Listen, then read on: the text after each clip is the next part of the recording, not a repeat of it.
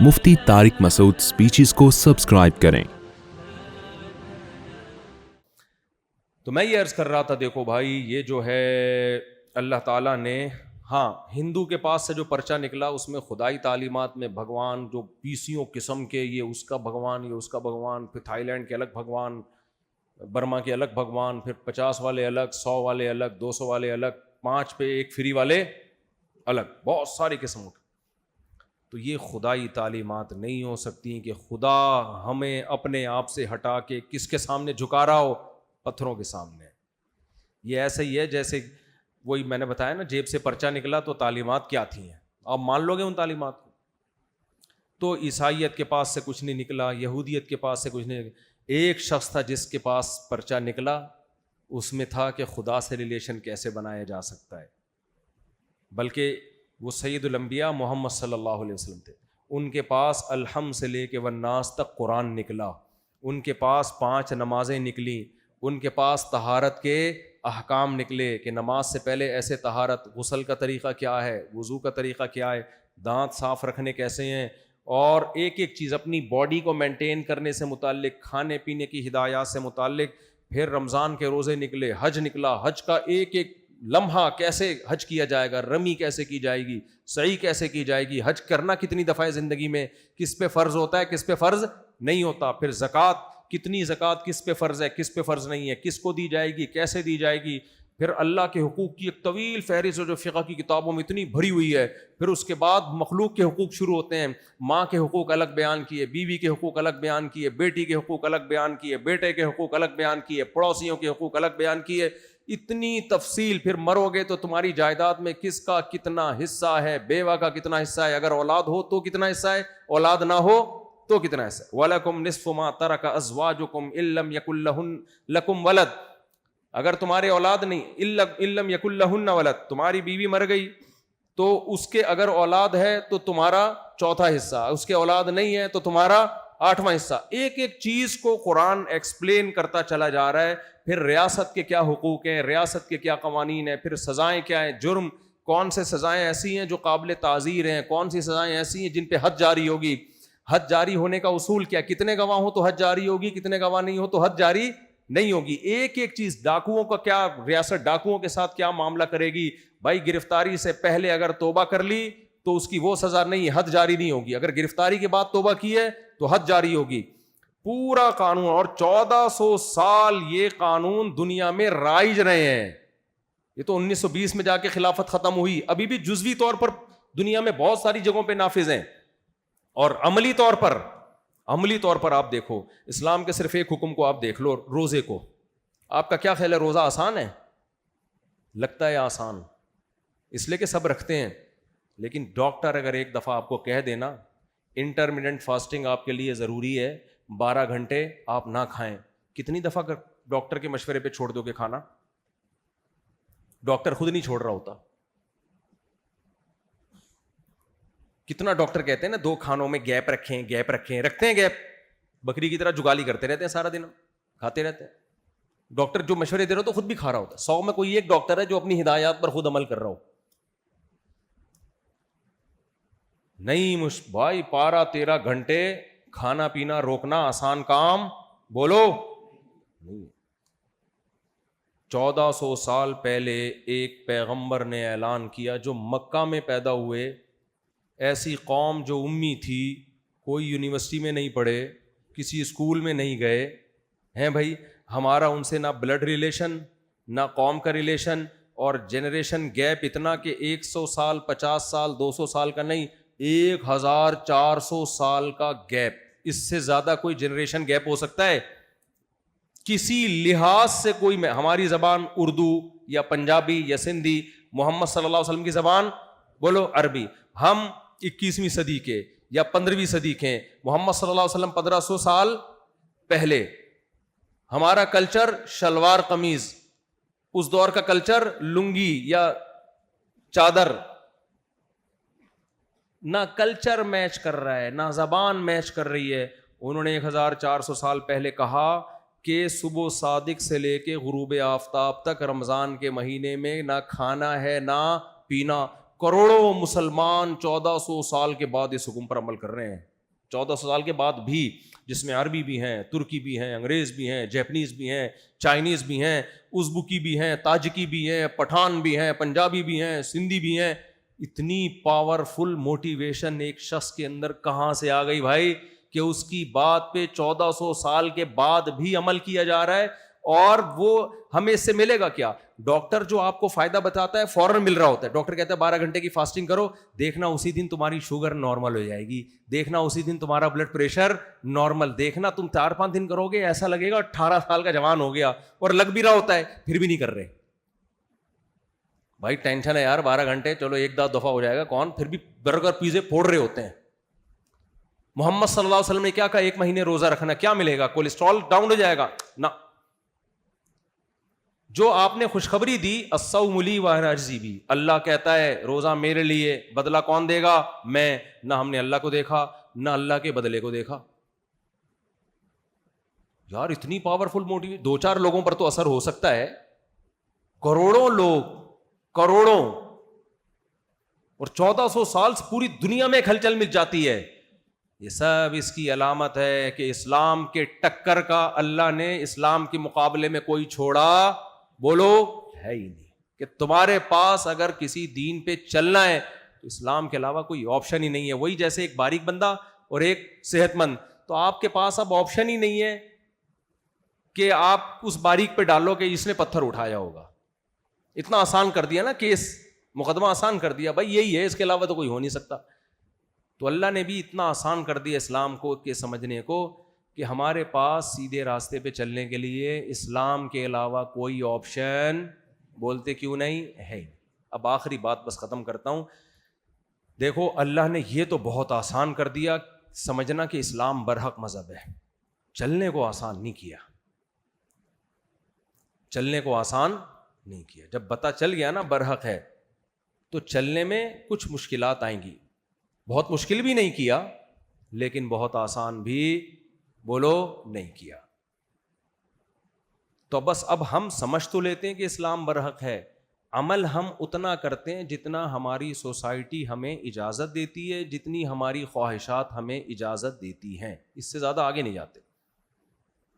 کتنا ہم اسلام پہ عمل کرتے ہیں, بس ایک مثال سے بات سمجھاؤں گا. ایک صاحب سے کسی نے پوچھا کہ یار قرآن میں اتنی دعائیں ہیں, تمہیں کون سی دعا زیادہ پسند ہے؟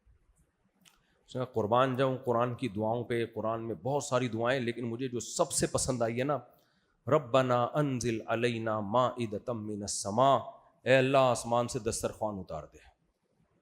یہ والی دعا سب سے اچھی. اچھا بھائی دسترخوان والی اچھی ہے. اچھا قرآن میں احکام بہت ہیں, نماز, روزہ, حج, زکوٰۃ, جہاد, صدقہ, خیرات, کون سا حکم تمہیں سب سے پیارا لگا قرآن کا؟ اس نے کہا قربان جاؤں قرآن پہ اور قرآن کے احکام پہ. سارے احکام اچھے, لیکن ایک حکم جب پڑھتا ہوں دل گارڈن گارڈن ہو جاتا ہے. کلو وشربو, کھاؤ اور پیو. تو ہمارا جو اسلام سے ریلیشن ہے پیڑے کھانے والا, جو چیزیں اسلام ہمارے فیور میں جا رہی ہیں نا, اس میں ہم سب کیا ہیں؟ سچے پکے مسلمان. اور جو چیزیں ہمارے اگینسٹ جا رہی ہیں اس پہ غفار بھائی عمل کریں گے اور اس پہ وہ ستار بھائی عمل کریں گے, اس پہ میں عمل بولو نہیں کروں گا. ایک مثال سے بات سمجھا دیتا ہوں, کیا کروں, مثالیں آ رہی ہے. ایک خاتون نے امریکہ سے فون کیا کہ میرے شوہر جھوٹا طلاق نامہ بنوا رہے ہیں تاکہ مجھے طلاق یافتہ شو کریں, اور پھر جو ہے وہ کوئی پتہ نہیں ڈاکومنٹیشن کے لیے ضرورت پڑ گئی تھی ان کو, کیا تھی مجھے پورا واقعہ یاد نہیں. تو کہتی ہے مجھے تو ڈر لگ رہا ہے جھوٹے طلاق نامے سے سچی مچی میں طلاق تو نہیں ہو جائے گی. میں نے کہا ہو جائے گی, جو انہوں نے ورڈنگ بتائی میں نے کہا سچی مچی میں ہو جائے گی. انہوں نے اپنے ہسبینڈ سے کہا, انگلش میں ہی کہا ہوگا ظاہر ہے, کہ وہ مفتی طارق مسعود صاحب سے میں نے پوچھا کراچی فون کر کے, وہ تو کہہ رہے ہیں سچی مچی میں ہو جائے گی طلاق. تو وہ جواب میں کہتے ہیں ان مولویوں کے چکر میں پڑنے کی ضرورت نہیں. تو میں کس نے بولا کسی مولوی کو فون کرو؟ چھوڑو ڈیورس پہ, ہم تھوڑی سچی مچی میں دے رہے ہیں بنا, اور ڈاکومنٹیشن کے لیے ضرورت ہے ہمیں, پتہ نہیں ویزا چاہیے کیا چاہیے, چھوڑو. تو اس خاتون نے کہا وہ کہہ رہے ہیں چھوڑو مولویوں کے چکر میں پڑنے کی ضرورت نہیں. میں نے کہا بالکل, ان سے کہو بالکل چھوڑو, پھر مولوی کو بالکل آؤٹ کر دو. سب سے پہلی بات میں نے کہا ان سے بولو کہ آپ کو یہ نکاح کے تکلف کی ضرورت ہی کیا تھی؟ شادی جب آپ کی ہوئی ہے تو نکاح کے تکلف کی، نکاح کا حکم کون دیتا ہے؟ مذہب. اور بتاتے کون ہیں؟ مولوی لوگ بتاتے ہیں نا. کیا ضرورت ہے؟ 100 طلاقیں ویسی زبان سے دے دو، پیپر میں بھی لکھ کے دے دو، زبان سے بھی دے دو، جیسے مرضی دے دو، بعد میں بولو نہیں ہوئی طلاق. اب کسی سے بھی فتویٰ لوگے بولے ہوگی تو فتویٰ لینے کے چکر میں پڑنے کی ضرورت کیا خیال ہے بھائی؟ ہے ہی نہیں. پھر میں نے کہا جب یہ مرے گا تو جنازے میں مولوی کے تکلف کی ضرورت کیا خیال ہے؟ نہیں ہے. بلکہ پادریوں کے تکلف کی ضرورت نہیں. کیا ضرورت ہے تابوت میں ڈال کے اس کو، تابوت میں یا مسلمانوں کے طریقے سے کفن لپیٹ کے کووں کو کھلا دو. بھائی جب مر گیا تو عقل کیا کہتی ہے؟ اب مر گیا، اب کیڑوں سے بہتر نہیں ہے کہ کسی کے کام آ جائے. قبر میں کس نے کھانا ہے؟ بھائی عقل سے اگر فیصلہ کرو تو قبر میں جا کے کیڑوں نے کھانا ہے. بہتر نہیں ہے تازہ تازہ مرا ہے کباب بنا کے انسانوں کو کھلا دو. بعض علاقے ہیں جہاں انسان کا گوشت بھی کھا جاتے ہیں لوگ. عقل سے اگر فیصلہ، یہ تو مذہب کہہ رہا ہے کہ انسانی لاش اسی طرح قابل احترام ہے جیسے وہ زندگی میں قابل احترام. یہ تو مذہب کہتا ہے، چاہے عیسائی مذہب ہو یا اسلام ہو. لہذا اس کو پروٹوکول دینا ہے. تبھی تو غیر مسلموں میں تکلف گیا. جاپان میں ہو کے آیا ہوں، جلاتے ہیں. ابے کون دفن کرے، زمین جگہ بھی گھیرے گا. وہ کیا کرتے ہیں، لاش کو اوون میں ڈالا، راکھ ہو گئی، آئی بوتل میں بھرا تو اتنی سی جگہ پہ پورا خاندان آ جاتا ہے ان کا.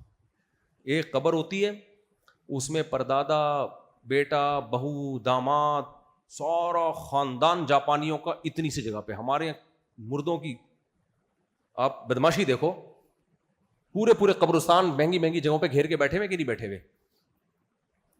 کیا خیال ہے؟ عقل کیا کہتی ہے؟ ٹھیک کر رہے ہیں. تو میں نے کہا آپ اپنے ہسبینڈ کو بولیں کہ جب آپ مریں گے تو یہ جنازہ اٹھانا لوگوں کو ٹینشن ہے، سیدھا ایک اوون ہے اس میں ڈالو، چند سیکنڈ لگتے ہیں، راکھ بن کے باہر، اس کو دفنا دیں. چلو گوشت کووں کو کھلانا اچھا نہیں لگ رہا تو اس میں دفنا دیں. تو مولویوں کے چکر میں پڑنے کی ضرورت کیا خیال ہے؟ نہیں ہے. بہت چیزیں ابھی میں کیا لے کے جاؤں. ختنوں سے شروع ہوتی ہے بات. ختنے کس کے چکر میں پڑھ کے کرواتے ہیں؟ بولو. علماء نے کہا ہے نا سنت ہے. تو مولویوں کے چکر میں پڑھنے کی ضرورت، پھر میں نے کہا ان سے بولو انگریز مولویوں کے چکر میں نہیں پڑتا، لہذا وہ شادی نہیں کرتا. آپ نے شادی کیوں کی ہے؟ پھر مولویوں کے چکر میں نہیں پڑتا تو شراب بھی پیتا ہے، تو اپنے میاں کو ایک عدد بوتل بھی لا کے پکڑا دو. پھر مولویوں کے چکر میں انگریز نہیں پڑتا تو نائٹ کلب بھی جاتا ہے، تو اپنے ہسبینڈ کو بولو کہاں جاؤ؟ Night club. اور پھر ان کی بیگمات بھی جاتی ہیں، پورا سیٹ اپ کیا ہو جائے گا؟ برباد. تو یہ کیا بات ہے یار؟ جہاں ڈر لگتا ہے وہی ہے. ہمارے حضرت کے پاس ایک آدمی اپنے بچے کو لے کر آیا کہ بہت شرارتی ہو گیا ہے، اس کو ذرا صحیح دیندار بنا دیں، ماں باپ کی اطاعت نہیں کرتا. حضرت نے دیندار بنا دیا، اس نے داڑھی بھی رکھ لی، نماز بھی بن گیا، انسان کا بچہ بن کے گھر گیا. اب نماز روزہ بھی، ابا سے بھی احترام. تو اس کے گھر والے آئے، ہم نے اس کو شریف بنانے کے لیے، نیک بنانے کا بولا تھا، مولوی بنانے کا نہیں بولا تھا. یہ تو پکا مولوی بن گیا ہے. داڑھی بھی رکھ لی ہے، شلواریں ٹخنے سے اوپر ہو گئی ہیں اور تکبیروں لگی پاؤں، تو مولوی بن گیا. تو مذہب کا ہم اتنا استعمال کرتے ہیں جتنا ہمارے فیور میں جا رہا ہو، اور جہاں ہمیں لگا کہ نہیں تو بھائی یہ غلط ہے، یہ تو منافقت ہے. اٹ از کالڈ منافقت.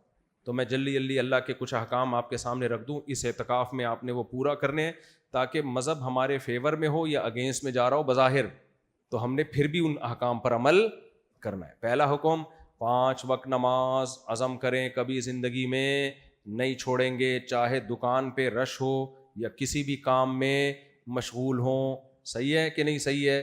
ایسا نہیں ہے کہ جب فارغ بیٹھے ہوئے ہیں، کوئی کسٹمر آ ہی نہیں رہا، چلو نماز پڑھنے چلتے ہیں، اور جب لائن لگی ہوئی ہے، نہیں بھائی ابھی تو یہ بزنس کا ٹائم ہے. نہ بھائی، دکان پہ کسٹمر ہو یا نہ ہو، دونوں صورتوں میں کیا کرنا ہے؟ نماز کو ترجیح دینی ہے. دوسری بات یہ، قرآن کہتا ہے تمہارے ماں باپ تمہارے ساتھ اچھا سلوک کریں یا بد سلوکی کریں، دونوں صورتوں میں تم نے رپلائی کیا کرنا ہے؟ اچھا. نہیں آ رہی بات؟ لوگ کہتے ہیں میرے ابا کا سلوک میرے ساتھ اچھا نہیں ہے تو میں کیسے اچھا کروں؟ بھائی اگر ابا کا سلوک اچھا ہوتا تو پھر تو انگریز بھی اچھا سلوک کر رہا ہوتا ہے. دوست میں اور ابا میں یہی تو فرق ہے. دوست اچھا سلوک کرے تو ٹھیک ہے، نہیں کرے تو چل نکل یہاں سے، تو ہمارا باپ ہے کیا؟ لوگ کہتے ہیں نا. باپ کا مطلب کیا ہے بھائی؟ اس کے احسانات اس کی خامیوں سے زیادہ، ماں کے احسانات اس کی خامیوں سے بولو نا زیادہ. تو آپ کا دل چاہے نہ چاہے ابا اماں سے دستبردار نہیں ہو سکتے آپ. انگریز تو ہو گیا، انگریز کہتا ہے اولڈ ہاؤس میں لے کے جاؤ. ہم نہیں ہو سکتے بھائی. کیوں؟ کس کی تعلیمات ہیں؟ بولو، اللہ کی تعلیمات. اسی طرح میرے بھائی، اللہ نے ہمیں نظر کی حفاظت کا حکم دیا. اللہ نے ہمارے لیے صرف ہماری زوجہ کو پیدا کیا، بیگم کو. کسی اور کی طرف جانے کی آپ کو اجازت نہیں ہے. تو جتنے نوجوان یہاں بیٹھے ہیں، جتنے نمبر غیر محرم لڑکیوں کے ستار بھائی کے نام سے سیو کیے ہوئے ہیں، تھی وہ وحیدہ لیکن آپ نے وحید کے نام سے سیو کیا، تھی وہ محمودہ آپ نے سیو کیا محمود بھائی کے نام سے، تو سب نمبر کیا کر دو؟ اڑا دو آج. ہاں اگر کسی سے شادی کی امید ہے تو ایک پیغام بھیج دو، بھائی میں رشتہ لے کے گھر آ رہا ہوں، ہاں یا نہ میں جواب چاہیے. ہاں میں جواب تو گھر چلے جانا رشتہ لے کے، نہ میں جواب بلاک، ختم. یہ کس کا حکم ہے؟ اللہ کے آگے پھر چلتی نہیں ہے کہ نہیں ایکچولی دیکھیں یہ نہیں ہوتا، ایکچولی نہیں ہوتا اللہ کے آگے. اگر ہم ایکچولی کی اجازت ہوتی تو رمضان میں کتنا ایکچولی کر رہے ہوتے، ایک بھی روزہ نہیں رکھا ہوتا ہم نے. اب چاند نظر آ گیا، ارے ایکچولی میں تو سمجھ رہا تھا 30 شعبان کے بعد اگلے دن چاند نظر آئے گا، میں نے تو تیاری نہیں کی تھی، نہ پھینیا نہ کھجلا نہ یہ اور نہ وہ. ایکچولی ابھی تو کوئی بات نہیں، میں ایک دن ڈیلے کر دوں گا، پھر عید کے ایک دن بعد رکھ لوں گا، میں عید ایک دن ڈیلے کر دوں گا، چلے گا یہ ہے بھائی؟ اچھا آپ نے صبح روزہ رکھا، 5:30 بجے سحری بند ہوئی اور شام کو آپ 7 بجے افطار تھا. اب آپ کی فلائٹ نکل رہی ہے، آپ کو جانا ہے ایئرپورٹ پہنچنا ہے. آپ نے کہا ابھی 7 بجنے میں 2 منٹ باقی ہیں، 2 منٹ سے کیا ہوتا ہے، کھجور کھا کے گاڑی میں بیٹھ جاتا ہوں یار. ایکچولی اتنا لمبا روزہ تو رکھ لیا نا میں نے، اور سحری بھی تو میں نے 10 منٹ پہلے بند کر لی تھی، تو ٹائم تو وہی ہو گیا. جتنی دیر ستار بھائی کا روزہ میرا اس سے 10 منٹ زیادہ ہی ہے.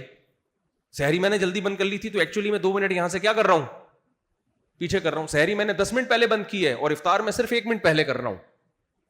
یہ ایکچولی چلے گا؟ نہیں بھائی. آپ چاہے سحری کرو ہی نہیں، صحیح ہے نا، یہ آپ کا ہیڈ ایک ہے. اللہ نے سورج غروب ہونے سے پہلے افطار کو کیا کر دیا؟ حرام. تو اللہ کے آگے ایکچولی باقی سب کے آگے چلتا ہے، تو ایکچولی اللہ کے سامنے بولو نہیں چلتا. ڈاکٹر کے سامنے بھی چل جاتا ہے، اللہ کے سامنے نہیں چلتا. تو اللہ نے ہمیں حکم دیا نظر کی حفاظت. بری نیت سے کسی عورت کو مت دیکھو. اب آپ کہیں میں اصل میں شادی نہیں ہو رہی میرے اتنے عرصے سے، اور میں بھی پڑھ رہا ہوں، میں یہ کر رہا ہوں، میں وہ کر رہا ہوں، میں میرے سے برداشت نہیں ہوتا. بھائی اللہ نے کہہ دیا پابندی ہے، ختم. آپ کے پاس نو کا آپشن بولو نہیں ہے. تو عزم کرتے ہو کہ نہیں کرتے؟ سب لڑکیوں کے جو نوجوانوں نے نمبر رکھے ہوئے ہیں، بزرگ تو انشاءاللہ ویسے ہی نیک لوگ ہوتے ہیں بزرگ تو، لیکن ہم سب پہ بڑھاپا آئے گا.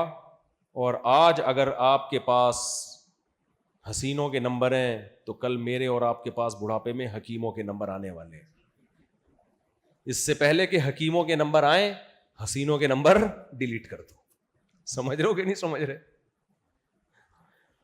تو اسی طرح اللہ نے رشتہ داری جوڑنے کا حکم دیا.